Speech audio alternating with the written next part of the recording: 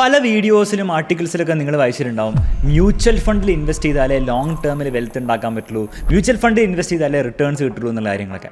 പക്ഷേ നിങ്ങൾ ആലോചിച്ച് നോക്കി, എന്തിനാ ശരിക്കും ഇത്രയും റിട്ടേൺസിൻ്റെ ആവശ്യം? കാരണം നമുക്കറിയാം മ്യൂച്വൽ ഫണ്ട്സ് ഒരിക്കലും ഒരു റെഗുലർ ആയിട്ടുള്ള റിട്ടേൺ തരില്ല. എന്നാൽ FD പോലത്തെ സാധനങ്ങളാണെങ്കിൽ ഒരു 6-7% എല്ലാ വർഷവും സേഫായിട്ട് നിങ്ങൾക്ക് ഇൻട്രസ്റ്റ് തരുന്നുണ്ട്. അത്രയും ഇൻട്രസ്റ്റ് ഒക്കെ പോരെ, എന്തിനാ വെറുതെ ഓവർ റിട്ടേണിൻ്റെ ഒക്കെ പുറകെ പോയി അനാവശ്യമായുള്ള റിസ്ക് നമ്മൾ എടുക്കുന്നത്? അപ്പോൾ ഈ ഒരു ചോദ്യത്തിൻ്റെ ഉത്തരമാണ് നമ്മൾ ഈ വീഡിയോയിൽ നോക്കാൻ പോകുന്നത്. അതായത് ഈ മ്യൂച്വൽ ഫണ്ട് ശരിക്കും നമുക്ക് ആവശ്യമുണ്ടോ എന്നുള്ള കാര്യം. അപ്പോൾ ഇത് മനസ്സിലാക്കാൻ വേണ്ടി നമുക്ക് ഒരാളുടെ ലൈഫ് സൈക്കിൾ എടുക്കാം. ഒരാൾ ജനിച്ചു, അയാൾ സ്കൂളിൽ പഠിക്കുന്നു, കാര്യങ്ങളൊക്കെ ചെയ്യുന്നു, എന്നിട്ട് ജോലി കിട്ടുന്നു. ജോലി കിട്ടിയിട്ട് അയാൾ പൈസ ഉണ്ടാക്കുന്നുണ്ട്. ആ പൈസയിൽ കുറേ പൈസ അയാൾ സേവ് ചെയ്യുന്നുണ്ട്. എന്തിനായിരിക്കും സേവ് ചെയ്യുന്നത്? ഓബ്വിയസ്ലി അയാളുടെ ലൈഫിൽ അയാൾ അച്ചീവ് ചെയ്യാൻ ആഗ്രഹിക്കുന്ന കുറേ ഗോൾസ് ഉണ്ടാവും. ഫോർ എക്സാമ്പിൾ കാറ് വാങ്ങുക, ബൈക്ക് വാങ്ങുക, വീട് വെക്കുക, ഒരു കുട്ടിയുണ്ടെങ്കിൽ കുട്ടിയുടെ സ്കൂളിലെ എക്സ്പെൻസ്, നാളെ കുട്ടിയുടെ മാരേജിന് വേണ്ടിയുള്ള എക്സ്പെൻസ്, അങ്ങനെ കുറേ ലൈഫിൽ ഗോൾസ് ഉണ്ടാവും. അപ്പോൾ അതിനൊക്കെ വേണ്ടിയിട്ടായിരിക്കും സേവ് ചെയ്യുന്നത്. ഈ പറഞ്ഞ ഗോൾസ് കൂടാതെ മറ്റൊരു ഗോളും കൂടി ഉണ്ട്. ഗോളല്ല ശരിക്കും, അതൊരു ആവശ്യമാണ്. അതായത് ഈ പറഞ്ഞ മനുഷ്യൻ ഓൾമോസ്റ്റ് ഒരു 60 വയസ്സൊക്കെ ആകുമ്പോഴത്തേക്കും അയാൾക്ക് റിട്ടയർ ചെയ്യേണ്ടി വരും. ഈ റിട്ടയർ ചെയ്യുമ്പോൾ ഒരു ചെറിയ പ്രശ്നം എന്താണെന്ന് വെച്ച് കഴിഞ്ഞാൽ ആ പോയിന്റ് മുതൽ ഒബ്വിയസ്ലി ഇൻകം ഉണ്ടാവില്ല. എന്ന് മാത്രമല്ല, അന്ന് വരെ അദ്ദേഹം എന്താണോ പൈസ ഉണ്ടാക്കി വെച്ചത്, ചിലപ്പോൾ 1 കോടിയാവും, 2 കോടിയാവും, 3 കോടിയാവും, എന്തോ ആയിക്കോട്ടെ, ആ പൈസ വെച്ചിട്ട് അയാൾ ജീവിക്കേണ്ടി വരും. അതായത് അന്ന് വരെ ഉണ്ടാക്കിയ കോർപ്പസ് എന്താണോ, റിട്ടയർമെൻറ്റ് കോർപ്പസ് നമ്മൾ വിളിക്കാം, അത് വെച്ചിട്ടായിരിക്കും പിന്നീടുള്ള ലൈഫ്, അതിപ്പം 80 വരെയോ 90 വരെയോ ഒക്കെ ആവാം, ആ ഒരു ലൈഫ് ജീവിക്കേണ്ടി വരിക. അപ്പോൾ ഇതിനെയാണ് നമ്മൾ റിട്ടയർമെൻറ്റ് ഗോൾ എന്ന് വിളിക്കുക. ആ റിട്ടയർമെൻറ്റ് ഗോളിലേക്ക് എത്താൻ വേണ്ടിയിട്ട് നിങ്ങളൊരു മിനിമം എമൗണ്ട് ഉണ്ടാക്കി വെക്കേണ്ടി വരും. ആ എമൗണ്ട് വെച്ചിട്ടായിരിക്കും നിങ്ങൾ പിന്നീടുള്ള നിങ്ങളുടെ റിട്ടയർമെൻറ്റ് ലൈഫ് ജീവിക്കാൻ പോകുന്നത്. ഇനി ഈ റിട്ടയർമെൻറ്റ് ഗോളിനെ നമ്മൾ എടുത്തു പറയാൻ കാരണമുണ്ട്.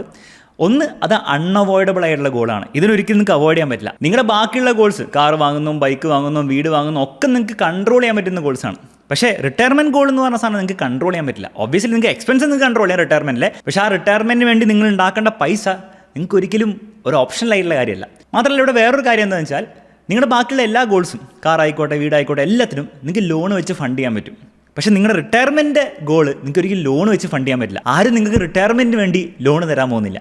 അതുകൊണ്ട് തന്നെ നിങ്ങളുടെ ലൈഫിലെ ഏറ്റവും വലിയ ഫിനാൻഷ്യൽ ഗോൾ എന്തായിരിക്കും എന്ന് പറഞ്ഞാൽ അത് നിങ്ങളുടെ റിട്ടയർമെൻറ്റ് തന്നെ ആയിരിക്കും. പക്ഷേ ഇവിടെ വരുന്ന പ്രശ്നം എന്ന് വെച്ചാൽ, പലർക്കും അതൊരു വലിയ ഗോളായിട്ടൊന്ന് ആലോചിക്കാൻ ബുദ്ധിമുട്ടാണ്. കാരണം വെച്ചാൽ അത് കുറേ നാൾക്ക് ശേഷമുള്ളൊരു ഗോളാണ്. മാത്രമല്ല, അതൊരു ഫാൻസി ഗോളൊന്നുമല്ല. മറ്റേതൊക്കെ നമുക്ക് എന്തെങ്കിലും വാങ്ങാൻ പറ്റും, ഒരു രസകരമായിട്ടുള്ള ഒരു അഡ്രിനലിൻ തരുന്ന ഒരു ഗോൾസാണ് കാർ വാങ്ങുന്നു, വീട് വാങ്ങുന്നു ഒക്കെ. പക്ഷേ ഈ റിട്ടയർമെൻറ്റ് എന്ന് പറയുമ്പോൾ കേൾക്കുമ്പോൾ തന്നെ ഒരു ബോറിംഗ് ഗോളായിട്ട് തോന്നും. പക്ഷേ നിങ്ങൾ മനസ്സിലാക്കേണ്ടതെന്ന് വെച്ചാൽ, അത് ബോറിംഗ് ആണെങ്കിൽ പോലും നിങ്ങളുടെ ലൈഫിൽ ഏറ്റവും ഇമ്പോർട്ടൻ്റ് ആയിട്ടുള്ള, ഏറ്റവും ആവശ്യമുള്ളൊരു ഗോളാണ്. ഗോളിലുപരി അതൊരു ആവശ്യമാണ്, ഒരു നെസസിറ്റിയാണ്. ഇനി ഇതിലെവിടെയാണ് മ്യൂച്വൽ ഫണ്ട് വരുന്നതായിരിക്കും നിങ്ങൾ ആലോചിക്കുന്നത്. അപ്പോൾ ഈ മ്യൂച്വൽ ഫണ്ട് വരുന്നതിന് മുമ്പ് നമുക്ക് മനസ്സിലാക്കേണ്ട ഒരു കോൺസെപ്റ്റാണ് ഇൻഫ്ലേഷൻ എന്ന് പറഞ്ഞ കോൺസെപ്റ്റ്. അപ്പോൾ ഇൻഫ്ലേഷൻ എന്ന് പറഞ്ഞാൽ സിമ്പിളായിട്ട് പറയുകയാണെങ്കിൽ ഗുഡ്സിൻ്റെ സർവീസസിന് പ്രൈസിലെ ഇൻക്രീസ് ആണ്. മനസ്സിലാക്കാൻ വേണ്ടി സിമ്പിൾ എക്സാമ്പിൾ എടുക്കാം. ഹലോ എവ്രിവൺ, അപ്പോൾ നിങ്ങൾക്ക് മ്യൂച്വൽ ഫണ്ടിൽ ഇൻവെസ്റ്റ് ചെയ്യാൻ ആഗ്രഹമുണ്ട്. എന്നാൽ എങ്ങനെയാണ് മ്യൂച്വൽ ഫണ്ട് പിക്ക് ചെയ്യേണ്ടത്, ഏത് ഫണ്ട്സാണ് നിങ്ങൾക്ക് ഏറ്റവും നന്നാവുക എന്നുള്ള കാര്യം നിങ്ങൾക്ക് കൃത്യമായിട്ട് അറിയില്ലെങ്കിൽ, ഈ കാര്യം വളരെ സിമ്പിളായിട്ട് മനസ്സിലാക്കാൻ വേണ്ടിയിട്ട് നമ്മളൊരു കോഴ്സ് ലോഞ്ച് ചെയ്തിട്ടുണ്ട്. കോഴ്സിൻ്റെ പേര് മ്യൂച്വൽ ഫണ്ട് മെയ്ഡ് ഈസി എന്നാണ്. ഈ ഒരു കോഴ്സിൽ ഏറ്റവും ബിഗിനർ ലെവലിൽ നിന്ന് സ്റ്റാർട്ട് ചെയ്ത് എന്താണ് മ്യൂച്വൽ ഫണ്ട് എന്നും എങ്ങനെയാണ് നല്ലൊരു മ്യൂച്വൽ ഫണ്ട് പിക്ക് ചെയ്യേണ്ടതെന്നും, മാത്രമല്ല ഈ മ്യൂച്വൽ ഫണ്ട്സ് ലോങ് ടേമിൽ നിങ്ങൾക്ക് വെൽത്ത് ഉണ്ടാക്കാൻ വേണ്ടി എങ്ങനെ യൂസ് ചെയ്യണം എന്നുള്ള കാര്യം വളരെ ഡീറ്റെയിൽ ആയിട്ട് നമ്മൾ കവർ ചെയ്യുന്നുണ്ട്. ഈ ഒരു കോഴ്സിലൂടെ മ്യൂച്വൽ ഫണ്ട്സ് ശരിക്കും മനസ്സിലാക്കുകയും അതുവഴി അതിന്റെ മാക്സിമം ബെനിഫിറ്റ് നിങ്ങൾക്ക് ലൈഫിൽ കിട്ടണമെങ്കിൽ തീർച്ചയായും നമ്മുടെ കോഴ്സിൽ ജോയിൻ ചെയ്യുക. ലിങ്ക് ഡിസ്ക്രിപ്ഷനിൽ കൊടുത്തിട്ടുണ്ട്. ഇതുകൂടാതെ ഞങ്ങളുടെ പേഴ്സണൽ പോർട്ട്ഫോളിയോയുടെ ഡീറ്റെയിൽസും അതിൽ നമ്മൾ എന്തൊക്കെയാണ് ആക്ഷൻസ് ഓരോ മാസം എടുക്കുന്ന കാര്യവും, അതുപോലെ തന്നെ സ്റ്റോക്ക് മാർക്കറ്റിന്റെ കറന്റ് സിറ്റുവേഷന്റെ അടിസ്ഥാനത്തിൽ എങ്ങനെ ഓരോ തീരുമാനങ്ങൾ എടുക്കണം എന്നുള്ള കാര്യം നമ്മൾ സെപ്പറേറ്റ് വീഡിയോസ് ആയിട്ട് നമ്മുടെ മെമ്പർഷിപ്പ് കമ്മ്യൂണിറ്റി കൊടുക്കുന്നുണ്ട്. സോ ഇങ്ങനത്തെ എക്സ്ക്ലൂസീവ് കണ്ടന്റ് നിങ്ങൾക്ക് വേണമെങ്കിൽ നമ്മുടെ മെമ്പർ കമ്മ്യൂണിറ്റിയിൽ ജോയിൻ ചെയ്യാവുന്നതാണ്. ഒരു മാസം നിങ്ങൾ ജോയിൻ ചെയ്ത് നോക്കിയിട്ട് നിങ്ങൾക്ക് ബെനിഫിറ്റ് ഉണ്ടെങ്കിൽ തീർച്ചയായും കണ്ടിന്യൂ ആവുന്നതാണ്. നിങ്ങൾ 2005 ഒരു ചായ വാങ്ങിച്ച് കുടിക്കുകയാണെങ്കിൽ 4-5 രൂപയായിരിക്കും വരിക. അതേ ക്വാളിറ്റിയുള്ള ചായ 2015 നിങ്ങൾ വാങ്ങിച്ച് കുടിക്കുന്നതെങ്കിൽ ഒരു 8 രൂപയ്ക്ക് വരും. അതേ ക്വാളിറ്റിയുള്ള ചായ ഇപ്പോഴാണ് നിങ്ങൾ വാങ്ങുന്നതെങ്കിൽ ഓൾമോസ്റ്റ് ഒരു 15 രൂപയായിരിക്കും വരിക. അതായത് ചായയുടെ വിലയിൽ വർധന നടന്നുകൊണ്ടിരിക്കുകയാണ്. ഇതിനെയാണ് നമ്മൾ ഇൻഫ്ലേഷൻ വിളിക്കുക. ഒബ്വിയസ്ലി ഇവിടെ ചായ മാത്രമല്ല എടുക്കുക, നമ്മുടെ എക്കണോമിയിലുള്ള എല്ലാ ഗുഡ്സും, എല്ലാ സർവീസും, ഇൻക്ലൂഡിങ് നമ്മുടെയൊക്കെ സാലറീസും കൂടിക്കൊണ്ടിരിക്കുകയാണ്. ഇതിനെയാണ് നമ്മൾ ഇൻഫ്ലേഷൻ അഥവാ പണപ്പെരുപ്പ് എന്ന് വിളിക്കുക. ഇതെന്താണെന്ന് കൂടുതൽ ഡീറ്റെയിൽ മനസ്സിലാക്കണമെങ്കിൽ ഈ ഒരു വീഡിയോ കാണാം. ഇനി നോക്കേണ്ടത് ഈ ഇൻഫ്ലേഷൻ ഓൾമോസ്റ്റ് എത്രയായിരിക്കും ഇന്ത്യയിലുള്ളത്. അപ്പോൾ ഇന്ത്യയിൽ CPI കോസ്റ്റ് പ്രൈസ് ഇൻഡെക്സിൻ്റെ അടിസ്ഥാനത്തിലാണ് ഇൻഫ്ലേഷൻ റിപ്പോർട്ട് ചെയ്യപ്പെടുന്നത്. ഓൾമോസ്റ്റ് ഒരു 6-7% റേഞ്ചിലായിരിക്കും ഉണ്ടാവുക ഈ ഒരു CPI. ജനറലി നമ്മൾ നോക്കുകയാണെങ്കിൽ CPIയുടെ അടിസ്ഥാനത്തിലുള്ള ഇൻഫ്ലേഷൻ 5-6% ഇടയിലായിരിക്കും ഉണ്ടാവുക. പക്ഷേ നിങ്ങളുടെ ലൈഫിൽ നിങ്ങളൊരു ഏർബൻ സിറ്റിയിലേക്കാണ് നിൽക്കുന്നതെങ്കിൽ നിങ്ങൾ എക്സ്പീരിയൻസ് ചെയ്യാൻ പോകുന്ന ഇൻഫ്ലേഷൻ ഓൾമോസ്റ്റ് ഒരു 6-7% എങ്കിലും ആയിരിക്കും. ഇനി നമ്മൾ നോക്കേണ്ടത് ഈ ഇൻഫ്ലേഷൻ എങ്ങനെയാണ് നമ്മുടെ റിട്ടയർമെൻറ്റ് ഗോളിനെ എഫക്ട് ചെയ്യാം. ഫോർ എക്സാമ്പിൾ, നിങ്ങളുടെ ഇപ്പോൾ ഏജ് 25 വിചാരിക്കുക, നിങ്ങൾ റിട്ടയർ ചെയ്യാൻ ആഗ്രഹിക്കുന്ന 60-ആം വയസ്സിലാണെന്ന് വിചാരിക്കുക. നിങ്ങളുടെ ഇപ്പോഴത്തെ കറണ്ട് എക്സ്പെൻസ് മന്ത്ലി 20,000 റുപ്പീസാണെന്ന് വിചാരിക്കുക. നിങ്ങളുടെ 60-ാമത്തെ വയസ്സിൽ നിങ്ങൾ റിട്ടയർ ചെയ്യുമ്പോൾ നിങ്ങളുടെ മന്ത്ലി എക്സ്പെൻസ് 20,000 ആയിരിക്കും? ഒരു കാരണവശാലായിരിക്കില്ല. ഈ ഇൻഫ്ലേഷൻ ഉള്ളതുകൊണ്ട് തന്നെ നിങ്ങളുടെ ആ സമയത്തെ എക്സ്പെൻസ് ഓൾമോസ്റ്റ് ഒരു 2 ലക്ഷം രൂപയായിരിക്കും ഉണ്ടാവുക. അതായത് നിങ്ങൾ സെയിം ലൈഫ് സ്റ്റൈലാണ് മെയിൻറ്റെയിൻ ചെയ്യുന്നതെങ്കിൽ 20,000 രൂപയ്ക്ക് നിങ്ങൾക്ക് ഒന്നും ചെയ്യാൻ പറ്റില്ല എന്നാണ് അർത്ഥം. 2 ലക്ഷം രൂപയെങ്കിലും അന്നുണ്ടെങ്കിലേ നിങ്ങളുടെ കാര്യങ്ങൾ നടക്കുള്ളൂ. അതായത് നിങ്ങളുടെ ലൈഫിലെ എക്സ്പെൻസുകൾ ഇൻഫ്ലേഷൻ്റെ റേറ്റിൽ ഇങ്ങനെ കൂടിക്കൊണ്ടിരിക്കുകയാണ്. ഇമാജിൻ ചെയ്യാം, ഇൻഫ്ലേഷൻ 7% ആണ്, നിങ്ങളുടെ എക്സ്പെൻസ് 7% ഓരോ വർഷം ഇങ്ങനെ കൂടിക്കൊണ്ടിരിക്കുകയാണ്. എന്നാൽ നിങ്ങളുടെ സേവിങ്സ്, നിങ്ങളുടെ ഇൻവെസ്റ്റ്മെൻറ്റ് കൂടിക്കൊണ്ടിരിക്കുന്നത് 6%-ലാണ്. നിങ്ങൾ FDയിലോ വല്ലതും ആയിട്ട് സേഫായിട്ട് 6% കൂടുന്നുണ്ട്. കാര്യം എല്ലാം സേഫായിട്ടാണ് നടക്കുന്നതെങ്കിലും അവസാനം നിങ്ങളുടെ റിട്ടയർമെൻറ്റ് സമയമാകുമ്പോഴത്തേക്കും നിങ്ങൾ ആലോചിച്ച് നോക്ക്, നിങ്ങളുടെ ആ സമയത്തെ എക്സ്പെൻസ് കവർ ചെയ്യാൻ വേണ്ടിയിട്ട് നിങ്ങളുടെ ഇൻവെസ്റ്റ്മെൻറ്റ്സ് ആ ലെവലിൽ എത്തിയിട്ടുണ്ടാവും? ഒരിക്കലും ഇല്ല. കാരണം നിങ്ങൾക്ക് ഇൻഫ്ലേഷനെ ബീറ്റ് ചെയ്യാൻ പറ്റില്ല. അപ്പോൾ നിങ്ങളുടെ റിട്ടയർമെൻറ്റ് ഗോളിലേക്ക് നിങ്ങൾ മിനിമം ചെയ്യേണ്ട ഒരു കാര്യം എന്താണെന്ന് വെച്ചാൽ നിങ്ങൾക്ക് ഇൻഫ്ലേഷനെ ബീറ്റ് ചെയ്യാൻ പറ്റണം. അപ്പോൾ അടുത്തുള്ള ചോദ്യം, അങ്ങനെയാണ് ഇന്ത്യയിൽ നമുക്ക് ഇൻഫ്ലേഷനെ ബീറ്റ് ചെയ്യാൻ പറ്റിയ ഏതൊക്കെ അസറ്റ്സ് ആണുള്ളത്? അപ്പോൾ നിങ്ങൾ ഇവിടെ കാണുന്നത് ഇന്ത്യയിൽ നമുക്ക് വാങ്ങാൻ പറ്റിയ മേജർ ആയിട്ടുള്ള 4 ടൈപ്പ് അസറ്റ്സ് ആണ്. അതിൻ്റെയൊക്കെ റിട്ടേൺസ് ആണ്. ഇവിടെ കാണുന്ന റിട്ടേൺസ് പ്രീ ടാക്സ് ആണ്, ടാക്സിന് മുമ്പുള്ള റിട്ടേൺസ് ആണ്. ബാങ്ക് FDയിൽ നിങ്ങൾ ഇൻവെസ്റ്റ് ചെയ്താൽ 6-7% കിട്ടും പ്രീ ടാക്സ്. എന്നാൽ ടാക്സും കൂടി കഴിച്ചിട്ടാണെങ്കിൽ ഒരു 4-5% ആയിരിക്കും വരിക. അത് ഓരോ ആൾക്കാർക്ക് ഡിഫറൻ്റ് ആയിരിക്കും. നിങ്ങളുടെ ടാക്സേഷൻ സ്ലാബ് അനുസരിച്ചായിരിക്കും ഉണ്ടാവുക. പക്ഷേ നിങ്ങളുടെ പ്രായം കൂടുന്തോറും നിങ്ങളുടെ ഇൻവെസ്റ്റ്മെൻറ്റ്സിൻ്റെ വാല്യൂ കൂടുന്തോറും ആ ടാക്സേഷൻ കൂടുകയുള്ളൂ. അതുകൊണ്ട് സേഫ് ആയിട്ടുള്ള അസംഷൻ 4-5% ആണ്. നിങ്ങൾ ഗോൾഡിലാണ് ഇൻവെസ്റ്റ് ചെയ്യുന്നതെങ്കിൽ 8-10% ആയിരിക്കും നിങ്ങൾക്ക് ഓൾമോസ്റ്റ് റിട്ടേൺ ആവറേജ് കിട്ടുക.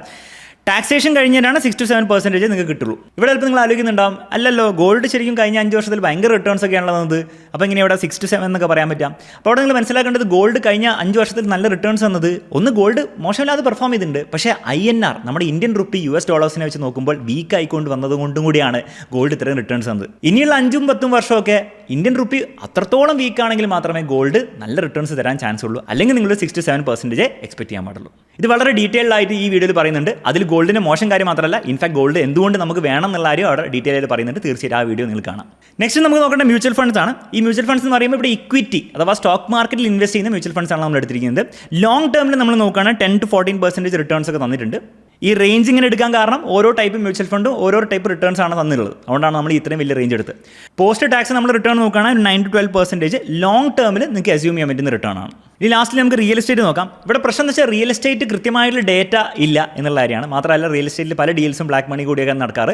അതുകൊണ്ട് കൃത്യമായുള്ള ഡേറ്റ നമുക്ക് കിട്ടില്ല. പക്ഷേ നമ്മളൊരു ആവറേജ് റെസിഡൻഷ്യൽ ടൈപ്പ് പ്രോപ്പർട്ടി ഒക്കെയാണ് ഓടുന്നതെങ്കിൽ 6-10% മുകളിൽ അത് റിട്ടേൺസ് തരാൻ ഒരു ചാൻസും ഇല്ല. ടാക്സേഷൻ കഴിഞ്ഞിട്ടാണ് 4-8% കിട്ടാൻ സാധ്യതയുള്ളൂ. ഇനി ഒബ്വിയസ്ലി നിങ്ങളൊരു എക്സ്പോർട്ട് ഒക്കെ ആണെങ്കിൽ മേ ബി ഒരു കൊമേഴ്ഷ്യൽ പ്രോപ്പർട്ടി റെൻ്റൽ ഈൽഡും കൂടി ചേർത്തിട്ട് നിങ്ങൾക്ക് എന്ത് ചെയ്യാം, ഇതിനേക്കാളും കൂടുതൽ റിട്ടേൺസ് ഉണ്ടാകാനുള്ള സാധ്യതയുണ്ട്. പക്ഷേ ഓൺ ആവറേജ് നമ്മൾ നോക്കുകയാണെങ്കിൽ ഇതിൻ്റെ ഇടയിലായിരിക്കും റിട്ടേൺസ് എന്തായാലും വീഴാൻ പോകുന്നത്. ഇനി ഈ ഡേറ്റ നോക്കുമ്പോൾ തന്നെ നിങ്ങൾക്ക് മനസ്സിലാവുന്നുണ്ട് ഇതിൽ ആരൊക്കെയാണ് ഇൻഫ്ലേഷനെ ബീറ്റ് ചെയ്യുന്നത്, ആരൊക്കെ ഇൻഫ്ലേഷനെ ബീറ്റ് ചെയ്യുന്നുള്ള കാര്യം. ക്ലിയർലി നിങ്ങളുടെ പൈസ നിങ്ങൾ ഫുൾ ബാങ്ക് FDയിൽ മാത്രമേ ഇടുന്നുള്ളൂ എങ്കിൽ വളരെ സേഫ് ആയിട്ടായിരിക്കും നിങ്ങൾക്ക് ഈ റിട്ടേൺ കിട്ടാൻ പോകുന്നത്. പക്ഷേ അത് ഒരിക്കലും ഇൻഫ്ലേഷനെ ബീറ്റ് ചെയ്യാൻ പോകുന്നില്ല. അതുകൊണ്ട് തന്നെ നിങ്ങളുടെ റിട്ടയർമെൻറ്റ് ഗോളിലേക്ക് നിങ്ങൾ ബാങ്ക് FDയിലൂടെ മാത്രമാണ് ആ പൈസ ഫണ്ട് ചെയ്യുന്നതെങ്കിൽ ഒരു പക്ഷേ നിങ്ങളുടെ ആ റിട്ടയർമെൻറ്റ് സമയത്തുള്ള എക്സ്പെൻസും അതിനുശേഷമുള്ള എക്സ്പെൻസും നിങ്ങൾക്ക് ഈ ബാങ്ക് FDയിൽ നിന്ന് ഉണ്ടാക്കിയ പൈസ കൊണ്ട് മാത്രം മാനേജ് ചെയ്യാൻ വളരെ കഷ്ടപ്പാടായിരിക്കും ഉണ്ടാവുക. ഗോൾഡ് നമ്മൾ നോക്കുകയാണെങ്കിൽ ഓൾമോസ്റ്റ് ആ ഇൻഫ്ലേഷൻ്റെ ലെവലിൽ പോകുന്നേ ഉള്ളൂ. പക്ഷേ ഇൻഫ്ലേഷൻ ഒരിക്കലും ബീറ്റ് ചെയ്യുന്നില്ല. കഴിഞ്ഞ 10 വർഷത്തിൽ ബീറ്റ് ചെയ്തതിൻ്റെ കാരണം ഞാൻ നേരത്തെ പറഞ്ഞ പോലെ തന്നെ INR വീക്ക് ആയതുകൊണ്ടാണ്. ഇനി അങ്ങോട്ടും INR അത്രത്തോളം വീക്ക് ആവണമെന്ന് ഒരു നിർബന്ധമില്ല. നെക്സ്റ്റ് വരുന്ന മ്യൂച്വൽ ഫണ്ടിലേക്കാണ്. മ്യൂച്വൽ ഫണ്ട് ക്ലിയർ വിന്നർ ആണ് ഈ ഒരു കാര്യത്തിൽ. കാരണം ലോങ് ടേമിൽ നമ്മൾ ഏറ്റവും നോക്കുകയാണെങ്കിൽ മ്യൂച്വൽ ഫണ്ട്സ് എന്ന് പറഞ്ഞാൽ ഇന്ത്യൻ സ്റ്റോക്ക് മാർക്കറ്റ് ജനറലി ഒരു 9-12% റിട്ടേൺസ് പോസ്റ്റ് ടാക്സ് തന്നിട്ടുണ്ട്. ഇനി ഇവിടെ ശ്രദ്ധിക്കേണ്ട കാര്യം, ഇനി അങ്ങോട്ടുള്ള വർഷങ്ങളിലും എക്സാക്ട്ലി ഈ റേഞ്ചിൽ തന്നെ റിട്ടേൺസ് വരുന്നു ഒരു നിർബന്ധവും പറയാൻ പറ്റില്ല. India as A country grow ചെയ്തുകൊണ്ടിരിക്കുകയാണ്. ഇന്ത്യൻ എക്കണോമിക്ക് വേറെ പ്രശ്നങ്ങളൊന്നുമില്ല, ഇന്ത്യൻ പൊളിറ്റിക്കൽ സിസ്റ്റത്തിന് വേറെ പ്രശ്നങ്ങളൊന്നുമില്ല എന്ന് നിങ്ങൾക്ക് വിശ്വാസം ഉണ്ടെങ്കിൽ ഈ ഒരു റേഞ്ചിൻ്റെ ഇടയിൽ റിട്ടേൺസ് നിങ്ങൾക്ക് എക്സ്പെക്ട് ചെയ്യാവുന്നതാണ്. ലാസ്റ്റ് നമ്മൾ റിയൽ എസ്റ്റേറ്റിൻ്റെ കാര്യം നോക്കുകയാണെങ്കിൽ ഇവിടെയും കുറേ റേഞ്ച് ഓഫ് റിട്ടേൺസിൻ്റെ പോസിബിലിറ്റീസ് ഉണ്ട്.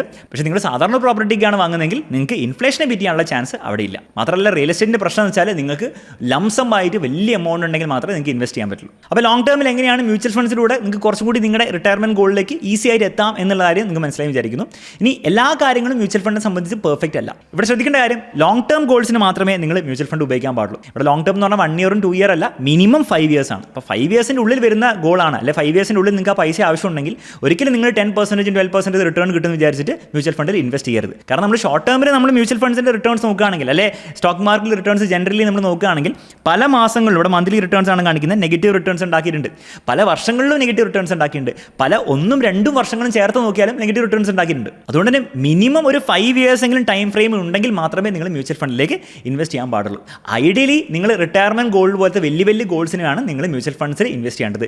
ചെറിയ ചെറിയ ഗോൾസ്, ലെറ്റ്സ് ഒരു 5 ഇയേഴ്സിൻ്റെ ഉള്ളിൽ വരുന്ന ഗോൾസും കാര്യങ്ങളൊക്കെ ആണെങ്കിൽ എപ്പോഴും നിങ്ങൾ പ്രിഫർ ചെയ്യേണ്ടത് FD പോലത്തെ വളരെ സേഫ് ആയിട്ടുള്ള ഇൻസ്ട്രുമെൻറ്റ്സ് ആണ്. ഇനി FDയിൽ തന്നെ കുറച്ചും കൂടി റിട്ടേൺസ് കിട്ടണമെന്ന് നിങ്ങൾക്ക് ആഗ്രഹം ഉണ്ടെങ്കിൽ നിങ്ങൾക്ക് ഈ വീഡിയോ കാണാവുന്നതാണ്. അതിൽ കുറച്ച് മെത്തേഡ്സ് പറഞ്ഞു തരുന്നുണ്ട്. പക്ഷേ മനസ്സിലാക്കേണ്ട കാര്യം വെച്ചാൽ എപ്പോഴും കൂടുതൽ റിട്ടേൺസ് എവിടെ കിട്ടുന്നോ അവിടെയൊക്കെ കൂടുതൽ റിസ്ക് ഉണ്ട്. പക്ഷേ ഈ വീഡിയോയിൽ ആ റിസ്ക് എങ്ങനെ കുറയ്ക്കണം എന്നുള്ള കാര്യം കൂടെ പറഞ്ഞു തരുന്നുണ്ട്. പക്ഷേ ഒരിക്കലും റിട്ടേൺസ് കൂടുതൽ കിട്ടി റിസ്ക് ഇല്ലാത്ത രീതിയിൽ നമുക്ക് ആക്കാൻ പറ്റില്ല എന്നുള്ള കാര്യം മനസ്സിലാക്കാം. അപ്പോൾ ഈ വീഡിയോയിലൂടെ എന്തുകൊണ്ട് നിങ്ങൾ മ്യൂച്വൽ ഫണ്ട്സ് നിങ്ങളുടെ ലൈഫിൽ കൺസിഡർ ചെയ്യണം എന്നുള്ള കാര്യം മനസ്സിലായെന്ന് വിചാരിക്കുന്നു. അവസാനം ആരെങ്കിലും നിങ്ങളോട് എന്തിനാണ് നീ മ്യൂച്വൽ ഫണ്ടിൽ ഇൻവെസ്റ്റ് ചെയ്യുന്നതെന്ന് ചോദിച്ചാൽ 2 ഉത്തരം നിങ്ങൾ പറയേണ്ട ആവശ്യമുള്ളൂ. ഒന്ന്, ലോങ് ടേമിൽ ഇൻഫ്ലേഷനെ ബീറ്റ് ചെയ്യാൻ വേണ്ടിയിട്ട്. രണ്ടാമത്തത്, റിട്ടയർമെൻറ്റ് ഒഴിച്ചുകൂടാൻ പറ്റാത്ത ഒരു കാര്യമാണ്. ആ റിട്ടയർമെൻറ്റ് സേഫ് ആയിട്ട് ചെയ്യണമെങ്കിൽ ഇൻഫ്ലേഷനെ ബീറ്റ് ചെയ്തേ പറ്റുള്ളൂ. അതിലേക്ക് എത്താൻ വേണ്ടി ഇപ്പോഴുള്ള ഒരു ബെറ്റർ മാർഗ്ഗം മ്യൂച്വൽ ഫണ്ടാണ്. ഇതല്ലാതെ മ്യൂച്വൽ ഫണ്ട് ഭയങ്കര റിട്ടേൺസ് തരുന്നു, 20-25% റിട്ടേൺസ് ഒക്കെ തരുന്നു എന്നുള്ള പ്രതീക്ഷയിലാണ് നിങ്ങൾ ഇൻവെസ്റ്റ് ചെയ്യുന്നതെങ്കിൽ ഓബ്വിയസ്ലി നിങ്ങൾ ഡിസപ്പോയിൻറ്റഡ് ആവും എന്നാണ് സത്യം. അപ്പോൾ ഈ വീഡിയോയിലൂടെ ഒരു പുതിയ പെർസ്പെക്റ്റീവ് നിങ്ങൾക്ക് കിട്ടിയെന്ന് വിചാരിക്കുന്നു. തീർച്ചയായും വീഡിയോയിൽ പറഞ്ഞ കാര്യങ്ങൾ നിങ്ങൾക്ക് യൂസ്ഫുൾ ആണെങ്കിൽ വീഡിയോ ലൈക്ക് ചെയ്യുക, ഫ്രണ്ട്സിനൊക്കെ ഷെയർ ചെയ്ത് കൊടുക്കുക. ഓൾസോ ഇതുപോലത്തെ കണ്ടന്റ് ഇനിയും വേണമെങ്കിൽ നമ്മുടെ ചാനൽ സബ്സ്ക്രൈബ് ചെയ്യുക. മറ്റൊരു വീഡിയോയിൽ നമുക്ക് വീണ്ടും കാണാം.